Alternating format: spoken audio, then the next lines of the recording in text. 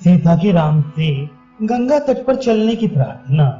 रामदास बोले, एक दिन हास्ययुक्त मुख वाली, सुंदर नासिका युक्त एवं देवियों के योग्य अलंकार से विभूषित जानकी कुछ लज्जा पूर्वक एकांत में अपने प्रिय पति राम से कहने लगी। उस समय जानकी के हाथ में मनोहर चमर था।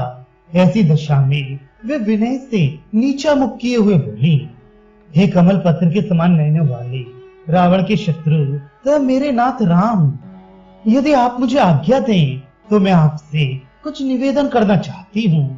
मैं मेरा निवेदन धर्म सम्मत तथा अभ्युदयकारी होगा।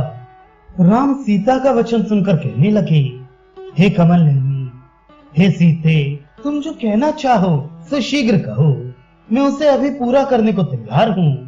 इस प्रकार राम के सम्मान भरे वचनों से जनक नंदिनी संतोष की लहरों से नितांत लहरा उठी और पति से कहने लगी। श्री सीता जी बोली, हे राघव श्रेष्ठ, जो आप पिता के कहने पर दंडकारण्य जाने के लिए मुझे तथा सुमित्रा पुत्र लक्ष्मण को साथ लेकर अयोध्या नगरी से चले थे, और जब श्रृंगवेरपुर जाकर जाह्नवी नदी में नाव पर हम लोग सवार हुए थे, उस समय भगवती भागीरथी के बीच धारा में मैंने जो संकल्प किया था, हे प्रभु, वह मैं आज आपको सुनाती हूँ। मैंने गंगा को नमस्कार करके कहा था, हे देवी, जब मैं राम तथा लक्ष्मण के साथ वनवास से लौटूंगी, उस समय विविध सामग्रियों से तुम्हारी पूजा करूंगी। उस समय मेरे कहे हुए इस वचन को आपने भी सुना था।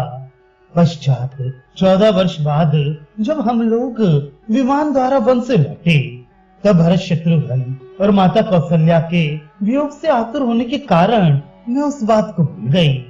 हे प्रभु, आज मुझे उस बात का पुनः स्मरण आया है। अतः मेरे उस संकल्प को पूरा करने के लिए माताओं, भाइयों तथा मुझे लेकर आपको गंगा जी के तट पर चलना चाहिए। यही मेरी आपसे प्रार्थना है। यदि आप उचित समझें तो चलें।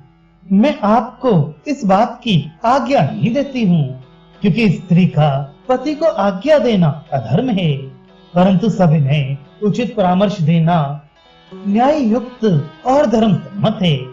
सीता के इस वाक्य को सुनकर राम बड़े प्रसन्न हुए और आलिंगन करके सीता से सहर्ष कहने लगे, हे मैथिली, इस प्रकार का वचन चातुर्य तुम में कहां से आ गया? तुम्हारा वह वचन गंगा के प्रति नहीं, प्रत्युत मेरे ही प्रति था। हे वैदेही, तुम्हारे कथनानुसार मैं कल ही गंगा जी चलने के लिए तैयार हूँ। हे प्रिय, तुम्हारी जिस जगह और जिस तीर्थ को चलने की इच्छा हो वह कहो। इस बात को जानकर मैं वहाँ सेना को ठहरने के लिए स्थान और मार्ग साफ सुथरा करने के लिए दूतों को आज्ञा दूंगी। इस प्रकार राम के पूछने पर सीता ने कहा, हे रघुनंदन, जहाँ गंगा और सरयू जी का संगम हुआ है, वहाँ पर गंगा जी के उत्तरी तट पर जाने की मेरे मन में इच्छा है। सीता की इस इच्छा को सुनकर राम ने बहुत अच्छा ऐसा कहा।